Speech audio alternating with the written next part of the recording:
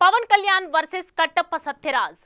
పవన్ సినిమాలో ఒక పక్క నటిస్తూ అదే సమయంలో పవన్ ని ఇంతగా ద్వేషించటం వెనుక కారణాలేంటి? తెలుగులో వరుస సినిమాలు చేస్తూ వస్తున్న సత్యరాజ్ మెగా హీరోల్లో ప్రముఖుడు, రాజకీయ నాయకుడు. ప్రస్తుతం కూటమి ప్రభుత్వంలో ఉప ముఖ్యమంత్రి అయిన పవన్ పై ఆయన తీవ్ర స్థాయిలో విమర్శలు చేయటంలో రీజన్ ఏంటి? అసలేంటి పవనిజం వర్సెస్ కట్టప్పయిజం? ఇప్పుడు చూద్దాం. తమిళనాట సినిమాల నుంచి సీఎం అయిన ఎంజీఆర్, తెలుగునాట ఎన్టీఆర్, ఆ తరువాత డిప్యూటీ సీఎం అయిన పవన్ కళ్యాణ్ అంటూ పవన్ కళ్యాణ్ గురించి గొప్పగా చెప్పారు సత్యరాజ్. హరిహర వీరమల్లులో ఒక పాత్ర పోషిస్తున్న ఆయన పవన్ రాజకీయంగా ఇంత పెద్ద స్థాయికి చేరటం తనకు ఎంతగానో సంతోషంగా ఉందంటూ కామెంట్ చేశారు కట్టప్పగా తెలుగులో సుపరిచితులైన సత్యరాజ్. ஆந்திரால சினிமாலேருந்து நடிகராக இருந்து முதலமைச்சரானவர் மரியாதைக்குரிய மாண்புமிகு என்டிஆர் காரு அவர்கள் இன்னைக்கு அவருடைய பிறந்த நாள். இன்று என்டி ராமராவ் அவர்களின் பிறந்த நாள்.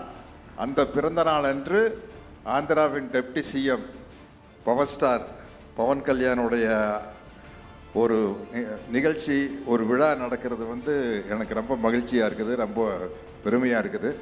అంతా బాగుందనుకుంటున్న తరుణంలో సత్యరాజ్ ఉన్నట్టుండి పవన్ పై రివర్స్ అయ్యారు. ఎందుకు కారణం? తమిళనాట మురుగన్ మానాడు అని పెట్టిన ఒక సభకు పవన్ కళ్యాణ్ హాజరయ్యారు. అక్కడ తమిళ ప్రజలను ఉద్దేశించి ప్రసంగించారు.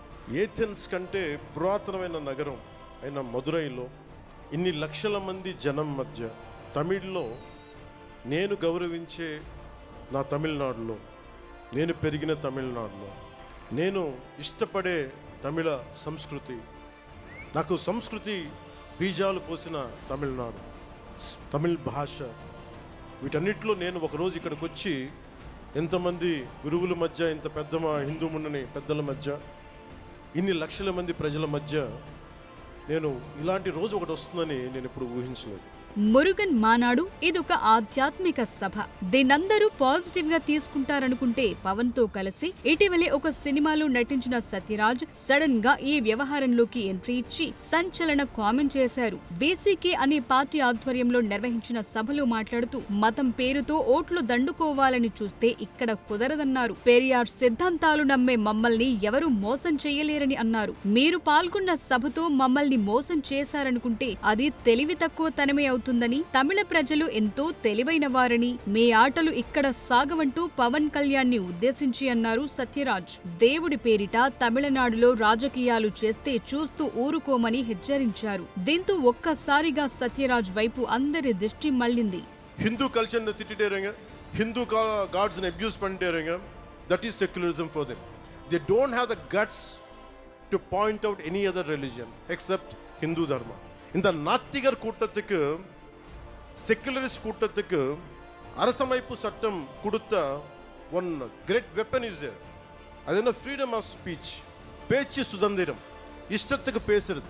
நம்ம கடவுளை திட்டுறது பழக்கமாயிடுச்சு.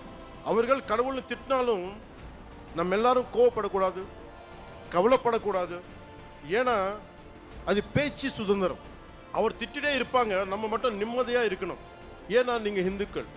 సత్యరాజ్ ఎంతగా రియాక్ట్ కావటానికి గల కారణం పవన్ అధికారిక డీఎంకే పార్టీపై విమర్శలు చేయటం. నాస్తికులు దేవుణ్ణి నమ్మాల్సిన అవసరం లేదని, అయితే మన దేశంలో నాస్తికులు హిందువులను ఎంపిక చేసుకుని టార్గెట్ చేస్తుంటారని అనటంతో ఈ మొత్తం వివాదం మొదలైనట్టు తెలుస్తోంది. What these atheists say, they don't believe in God. நம்ம கடவுள் நம்ப மாட்டாங்க. கடவுள் நம்ப மாட்டுறது இல்லைன்னா எல்லா கடவுள் நம்பக்கூடாது. பட் இந்த நம்ம நாட்டு எத்திஸ் எப்படின்னா ஓன்லி ஹிந்து கடவுள் நம்ப மாட்டாங்க. That is the definition of secularist of our country, atheist of our country. This is the issue of our country. Secularism வந்தது, secularism means no discrimination against anybody in the name of religion. நம்ம நாட்டில் செக்யுலரிஸ்ட் வந்து no discrimination against anybody in the name of religion except Hinduism, except Hindu gods and Hindu culture. మొన్నటి వరకు పవన్ తో ఎంతో బాగా సఖ్యంగా ఉన్న సత్యరాజ్ ఇంత సడన్ గా రివర్స్ కావటానికి గల కారణమేంటి? ఒక సినిమా స్టార్ రాజకీయంగా ఇంత పెద్ద స్థాయికి చేరటాన్ని చూసి సంతోషంగా ఉందన్న నోటితోనే ఇలా తీవ్ర స్థాయిలో విమర్శలు చేయటమేంటి? రాజకీయంగా ఆయన బీజేపీ లాంటి జాతీయ పార్టీతో పొత్తులో ఉన్నారు. దీంతో దేశంలోని ఎన్నో ప్రాంతాల్లో ఆ పార్టీ ప్రచారాలకు రావటం అన్నదొక భాగం. దాన్ని ఇంత సీరియస్ గా తీసుకోవటమేంటన్నది చర్చనీయాంశంగా మారింది. సత్యరాజ్ తన సెకండ్ ఇన్నింగ్స్ లో మిర్చి నుంచి మొదలు పెడితే శంఖం ఎన్నో తెలుగు సినిమాల్లో నటించారు. అంతేకాదు ఆయన బాహుబలిలో కట్టప్ప ద్వారా పాన్ ఇండియా లెవెల్లో పాపులర్ అయ్యారు కూడా. అంతేనా, ఆయన ప్రస్తుతం చెప్తోన్న పెరియార్ అనే బయోపిక్ లోనూ నటించారు. ఒక రకంగా చెప్పాలంటే సత్యరాజ్ ఎన్ని సినిమాలు చేయటం వేరు, బాహుబలి చేయటం వేరు. అప్పటి వరకు సౌత్ మూవీ ఆర్టిస్ట్ గానే పరిచయం ఉన్న సత్యరాజ్ బాహుబలితో పాన్ ఇండియా లెవెల్లో పాపులర్ చేసింది తెలుగు సినిమా. అంతేకాదు తమిళంతో పాటు తెలుగులోనూ ఆయన తరచుగా చేస్తూ వస్తున్నారు. ఆ మాటకొస్తే ఆయన తాజా తెలుగు చిత్రం పవన్ నటించిన హరిహర వీరమల్లు. దానికి తోడు పవన్ కళ్యాణ్ తో పెట్టుకోవటం అంటే సత్యరాజ్ ఒక మెగా హీరోస్ కాంపౌండ్ తో పెట్టుకోవటమే. ఆయన గతంలో mega compound hero Sai Dharam Tej movie ప్రతిరోజు పండగే అనే చిత్రంలో నటించారు కూడా. ఒక పక్క మెగా హీరోలతో యాక్ట్ చేస్తూ మరో పక్క మెగా హీరోల్లోనే రాజకీయంగానూ కీ రోల్ ప్లే చేస్తున్న పవన్ ని ఎంత ఘాటుగా విమర్శించటం అంటే తన మార్కెట్ ని తనే కోల్పోవటం అన్నది జన సైనికుల మాట. అందుకే పవన్ తో పెట్టుకున్న వాళ్లు ఇప్పటి వరకు బతికి బాగుపడ్డట్టు చరిత్రలో లేదంటూ సోషల్ మీడియా పోస్టులతో సత్యరాజ్ ని మాస్ ర్యాగింగ్ చేస్తున్నారు.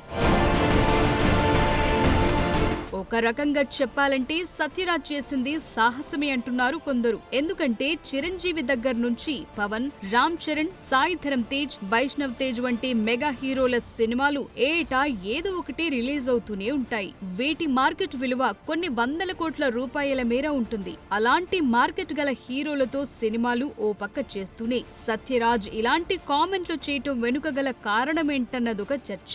అయితే ఈ ఏడాది జనవరిలో సత్యరాజ్ కుమార్తె దివ్య డిఎంకేలో అధికారికంగా చేరారు. దీంతో ఆయన డిఎంకేకు వ్యతిరేకంగా పవన్ చేసిన కామెంట్లకు రియాక్ట్ అయ్యారని అంటారు. అందుకే ఆయన తన సినిమా మార్కెట్ ని కూడా లెక్క చేయక ఈ కామెంట్లు చేసినట్టుగా భావిస్తున్నారు. తమిళనాడులో ప్రతి హీరోకి ఒక పార్టీ ఉంటుంది. ఇక్కడ సినిమా, రాజకీయం జోడుగుర్రాలు. ఇది ఎంజీఆర్ నుంచి కరుణ, జయలలితతో ఆగలేదు. ఇక్కడ రామరాజ్, కార్తీక్, నెపోలియన్ ఇలా ఎందరో తమిళ కథానాయకులైతే ఒక పార్టీ పెట్టటం లేదంటే ఏదైనా ప్రముఖ పార్టీలో చేరటం షరా మామూలు. అలా చూస్తే సత్యరాజ్ మొన్నటి వరకు కూడా కేవలం సినిమాలే చేస్తూ వచ్చారు. తన కుమార్తె ఎప్పుడైతే డిఎంకే తీర్థం పుచ్చుకున్నారో అప్పటి నుంచి ఆయన పొలిటికల్ కామెంట్లు చేయటం స్టార్ట్ చేశారని అంటారు. దానికి తోడు ఆయన పెరియార్ సినిమా చేయటం మాత్రమే కాకుండా ఆయన ఫాలోవర్ కూడా కావటంతో ఇదిగో ఇది పరిస్థితి. அந்த வெற்றிவேல் முருகனுக்கு அரோகரா, அந்த வீரவேல் முருகனுக்கு அரோகரா, அந்த சூரவேல் முருகனுக்கு அரோகரா. நன்றி, வணக்கம்.